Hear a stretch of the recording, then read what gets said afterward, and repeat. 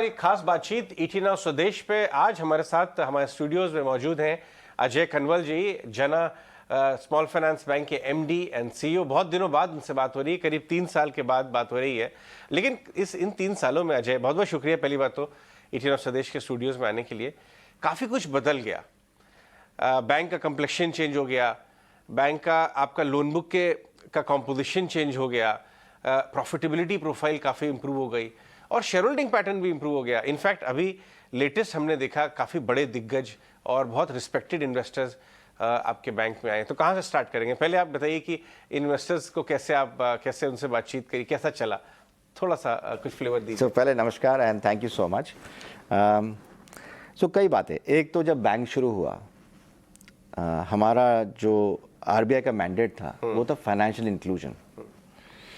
तो हमने बेसिकली ये स्टार्ट किया, जो कंज्यूमर हमारे पास आ रहा है उसके क्या नीड्स हैं और वो हम कैसे फुलफिल कर सकते हैं एज अ बैंक। तो जैसे हमारा जो बेसिक कंज्यूमर था, माइक्रो फाइनेंस कंज्यूमर था, तो उसके लिए affordable housing, secured business loan, unsecured business loan, two wheeler loan, gold loan. So एक जो कंज्यूमर हमारे पास आता है और देखता है कि जना बैंक है, अंदर आने में उसको कंफर्ट लगता है। तो वो चाहता है कि सारी ज़रूरतें एक जगह पूरी हो जाए। और आज तो आपने देख ही लिया है, चाहे वो शॉपिंग हो या बैंकिंग हो, एवरीबडी सब कुछ चाहते हैं कि एक वन स्टॉप शॉप आंसर हो। सो हमने बिल्कुल वो सिंपल फोकस रखा कि we are in the business, हम तो कंज्यूमर बिजनेस में हैं, तो कंज्यूमर का काम कीजिए। सेकंड, डिजिटल ओवरले कर दिया, क्योंकि आज कोई भी देखिए, आप हैं, मैं हूँ, कोई भी कंज्यूमर है, पेमेंट वॉलेट यूज़ करना सब, मतलब ये सोचना कि शायद बॉटम ऑफ द पिरामिड पे या मिड लेवल पे लोग टेक्नोलॉजी से भी नहीं है, तो बहुत ही बड़ी मूर्खता होगी। सब यूज कर रहे हैं, गांव-गांव में लोग डिजिटल यूज को करना आ गया है। एब्सोल्युटली। तो आपने उसको भी अडॉप्ट किया बहुत ज़्यादा। हाँ बिल्कुल। सो क्यूआर कोड का एग्जांपल देता हूँ। हमारे जैसे आप सेविंग्स अकाउंट भी खोलिएगा या लोन अकाउंट खोलिए, आपको इमीडिएटली हम क्यूआर कोड दे देते हैं। आपको करंट अकाउंट का भी क्यूआर कोड, तो ज़्यादा करके मैंने बिजनेसेस पे क्यूआर कोड देखा है। हम तो हर बोरो को देते हैं। 100% क्यूआर कोड है, क्योंकि आप किसी को भी ट्रांसफ़र करना, समझ लो आपका सेविंग्स अकाउंट है और आपके दोस्त ने बोला मैं तेरे को पैसे ट्रांसफ़र कर रहा हूँ, तो ठीक है, आप क्यूआर कोड दे दीजिए अगर आपको गूगल पे या वगैरह नहीं यूज़ करना है। So it's very simple of how you can use a bank. ये डिफरेंशिएटेड प्रोडक्ट है आपका, ये मुझे अभी नहीं कहीं और नहीं, मैंने सुने भी नहीं था इस बारे में। हाँ, वैसे यूटिलिटी अच्छी लगी, क्योंकि एक बार क्यूआर कोड सब एक तो यूज़ भी हैं और पर्सनलाइज क्यूआर कोड हो गया आपके अकाउंट के लिए, तो सबको अच्छा लगता है। पर हैविंग सेड दैट, ठीक है, काफ़ी लोग आज भी चाहते हैं कि बैंकर घर पे आए। लोग चाहते हैं कि कॉल सेंटर रेडी हो, मुझे जब चाहिए मैं फ़ोन करूं तो कोई फ़ोन उठा ले, मेरा आंसर कर दे। सो वो तो सब चल ही रहा है। ईमेल हो गया, एसएमएस हो गया, व्हाट्सएप हो गया, कॉल हो गया, डिजिटल हो गया। So I think banking has change, because अब कस्टमर को सर्विस करने के लिए बहुत रास्ते बन गए हैं। तो एक तो आपने टेक्नोलॉजी फ्रंट एंड पे डाली है, ये जो बदलाव आप कर रहे हैं। आपने बैक एंड में भी काफ़ी टेक्नोलॉजी बैकबोन डाली होगी, क्योंकि ये एक बहुत बड़ा मुद्दा है। जो बैंकिंग सेक्टर के जो बिगीज हैं, कुछ तो वो भी स्ट्रगल कर रहे हैं कि बैक एंड पे कहीं ना कहीं इश्यूज। आप अपने रोबस्ट बैक एंड कैसे करें टेक्नोलॉजी को? सो एडवांटेज, नया बैंक थे तो कोई लीगेसी नहीं था। क्या बात। सो हमारे पास सारा ऑप्शन था कि अब जब प्रोडक्ट लॉन्च करोगे आप या बिजनेस लॉन्च करोगे, तो आप शुरुआत से एकदम क्लीन डिज़ाइन रख सकते हैं। सो ज़्यादा करके, और मेरी पुरानी जॉब बड़े बैंक में ही थी, सो मुझे लगता था वहाँ सबसे बड़ी चैलेंज है कि लीगेसी सिस्टम को चेंज करना, उसको प्रोसेस चेंज करना is always long term, it's expensive, और लोग फिर हैबिट चेंज करना मुश्किल समझते हैं। सो हमने स्टार्ट से ही मेक श्योर कि सब कुछ डिजिटली सोचे। हम ऑप्शन है पेपर का जितना चाहिए, बट डिजिटली सोचे। हमारे एम्प्लॉयज़ भी यंगर हैं, बिकॉज हमारे सारे एम्प्लॉयज़ फ्रंट एंड में लास्ट माइल सर्विस कर रहे हैं, right. So age group is the 20 to 30, तो वो भी बड़े कंफर्टेबल है डिजिटल यूज़ करने में। और अब हर घर देखिए, जो चीफ टेक्नोलॉजी ऑफिसर घर का है वो तो यंगेस्ट इन द फैमिली है। सही बात। बच्चे ही सब सिखा रहे हैं पेरेंट्स को, राइट। सो हमारे भी एम्प्लॉयज ऐसे ही हैं, यंगस्टर्स हैं सारे, तो उनको टेक्नोलॉजी से कंफर्ट भी है और हमारे कस्टमर को सिखा भी देते हैं। So one was that which is no legacy systems. दूसरा हमने क्या किया, हमने देखो जो बैंक के प्रोसेस है ना, हम 2 कंपनी से बात की। एक को बोला आप एसेट साइड पे काम कीजिए, आप लायबिलिटी साइड पे काम कीजिए, और सारे प्रोसेस को रोबोटाइज कर दीजिए। सो मैं आपको एग्जांपल देता हूँ। जब हमने बैंक शुरू किया, हमारे बैक एंड में, विच इज़ हम जिसको बोलते हैं कि हमारा प्रोसेसिंग सेंटर जो बैंगलोर में है, 400 लोग थे, आज बैंक समझो 7 गुना हो गई उस टाइम से, और अभी 180 लोग रह गए। सारे रोबोटिक प्रोसेस लग गए, एफिशिएंसी बढ़ा दी है, एफिशिएंसी बढ़ गई और मिस्टेक्स नहीं होती फिर, क्योंकि एकदम सेट है। जो ह्यूमन एरर का चांस कम कर दिया। क्या बात है। और ये जो प्रोसेस है ये रात भर चल सकता है, तो स्पीड भी आ गई। सो एरर कम कर दिया, स्पीड आ गई, कॉस्ट कंट्रोल में आ गई। कॉस्ट कंट्रोल में आने से जो स्मॉल साइज लोन्स हैं या स्मॉल साइज डिपॉजिट्स हैं या स्मॉल साइज सेविंग्स हैं, वो हमारे लिए अफोर्डेबल हो गए। अगर कॉस्ट ज़्यादा होती है तो फिर हमें भी चैलेंज आ जाता है। छोटे बोरोवर्स को भी वही प्रोसेस, वही सर्विसेज दे पा रहे हैं जो आप पहले बड़ों के लिए करते थे। 100%। सब कुछ अफोर्डेबल हो गया। आई थिंक बैंकिंग तो बिल्कुल डेमोक्रेटिक हो गई है। या इट्स इक्वल फॉर ऑल। अब स्लोली आप देखिएगा corporate banking is equal to what MSMEs will get. क्या it is already happening in a large scale. देख रहे हैं बदलाव। 100%। अच्छा अजय, मैं आपको इस बात से मुझे ध्यान आया कि आपने लॉस मेकिंग बैंक था, कुछ 280 करोड़ का लॉस था 2018 में, if I am not wrong. 2500 crore 2500 crore का, ओ माय गॉड। तो वो अभी रिवर्स होके 250 करोड़ प्रॉफिट हो गया। 250, तो इतना बड़ा डेल्टा आ गया है। इसके कंट्रीब्यूटर्स क्या रहे हैं? एक तो आपने टेक्नोलॉजी का वो बताया, कैसे आपने टर्न अराउंड किया इतना बड़ा change? So I think classical focus on risk management.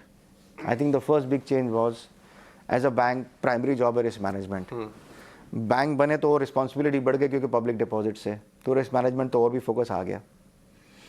फिर change of mix to make sure the balance sheet is more resilient, right, जिसको लोग सिक्योर्ड अनसिक्योर्ड एक्सप्लेन करते हैं, बट बेसिकली उसमें रेजिलियंस आ गया बैलेंस शीट में। फिर हमने जोग्राफिकल कॉन्सेंट्रेशन कम कर दिया कि भाई we should not be geographically concentrate also, because उस पर भी बैंक में रिस्क आ सकता है। सो एसेंशली रिस्क मैनेजमेंट पे फोकस, डिजिटाइजेशन पे फोकस और कस्टमर पे focus. I think just 3 simple works let us to a path which I think अभी सस्टेनेबल हो गया, कि हमें पता हम क्या कर रहे हैं, सेंसिबल अप्रोच है, कस्टमर्स पसंद करते हैं जो देखते हैं, और उसको हम अब ग्रो कर रहे हैं। तो अभी जैसे कई साल पहले आपका लोन बुक 70-80% माइक्रो फाइनेंस की तरफ था, वो आपने 3-4 साल में कैसे उसका मिक्स बदल चुका है अब? सो हमें ऐसे लगता था कि देखो जैसे कस्टमर हमारे से माइक्रो फाइनेंस लेता था, पर जब उसको 2 व्हीलर लोन चाहिए तो कहीं और चले जाता था, हाउसिंग कहीं और चले जाता था, करेक्ट। अब जब बैंक बन गए तो हमने कस्टमर को कहा भाई आपको जो भी चाहिए आप हमसे ही लीजिए। उसके लिए आसान हो गया क्योंकि वो एक ही बैंक से बात कर रहा है। हमारे लिए क्रेडिट देना आसान हो क्योंकि हम जानते हैं कि जिस आदमी ने या जिस लेडी ने हमारे अनसिक्योर्ड लोन दे दिया है उसमें 2 व्हीलर में क्या प्रॉब्लम होगी, करेक्ट। हमारी ब्रांच वहाँ है, तो हमारे लिए वो जोग्राफिक एरिया भी अंडरस्टैंडिंग बहुत आसान हो गया कि भाई यहाँ से कौन सा पॉकेट अच्छा है, कौन सा पॉकेट में डिफिकल्टी आती है। मोर इम्पॉर्टेंटली हम छोटे टिकट साइज में, बिकॉज डिजिटल थे, आराम से करते थे।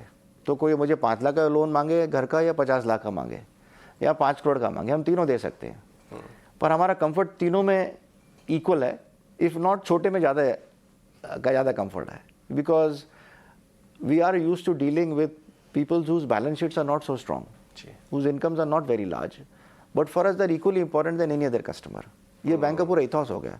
इनफैक्ट जो बैंक की 4 वैल्यूज है ना, उसमें एक वैल्यू है रिस्पेक्ट, और हमने इसलिए रखी कि respecting your colleagues and also respecting customer is as important for a bank as rather expecting customers to feel कि मैं बैंकर के सामने बैठा हूँ। बिल्कुल, लोग कॉन्शियस जाते हैं जब वो बोरो करने जाते हैं लेंडर के पास, तो वो लगता है कि कुछ बहुत बड़ा एहसान हो रहा है। अभी जबकि आप कह रहे हैं कि उसको भी उतनी रिस्पेक्ट दो, बिल्कुल, कि भाई वो आपसे ट्रांजैक्शन करने के रिलेशनशिप के लिए आया। 100%।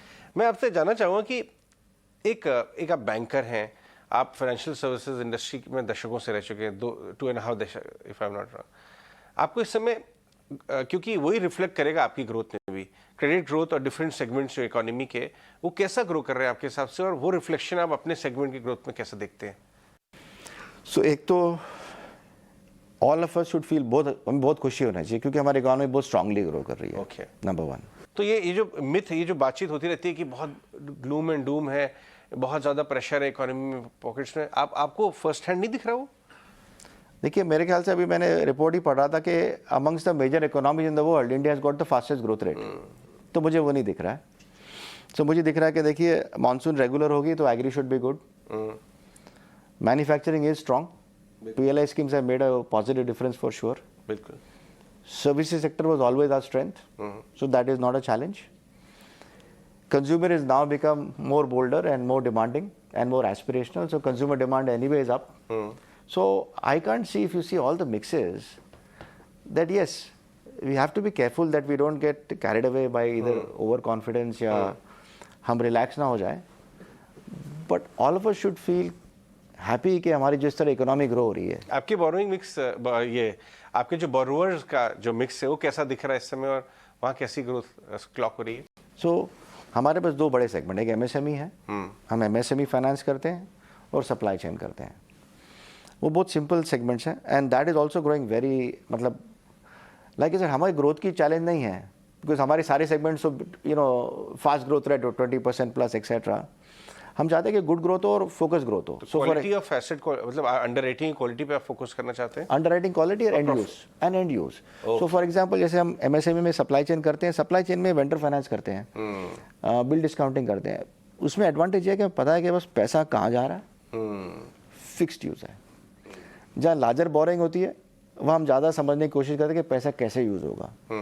बिकॉज आई थिंक कई बार वो पूछने से बोरर भी सतर्क हो जाता है कि भाई इतनी बोरिंग करने की जरूरत है कि नहीं. डीप में जा रहा है कि भाई इसका इस्तेमाल क्या है, एंड यूज क्या होने वाला है. नहीं तो वरना कई बार लोग बोरिंग कर लेते हैं टू डू अदर बिजनेसेस, और ज़्यादा करके वही प्रॉब्लम आती है जहाँ से आपने मेन बिजनेस से पैसा डाइवर्ट कर दिया दूसरे बिजनेस की तरफ. और हिस्टोरिकली आपने साइकिल्स में और अपने अनुभव में देखा है मैटर सारा वही हो जाता है. हाँ. तो उसी को प्लग कर दीजिए तो दिक्कत नहीं आएगी. अच्छा ठीक है, आखिरी सवाल, अगर आप इसके बारे में बात करना चाहें कि हम पढ़ भी रहे हैं और हम जानकारी भी हमें मिल रही है कि आप IPO बाउंड हैं, तो क्या वो प्रोसेस कहाँ तक पहुँचा है अब, और आगे क्या रोड मैप है?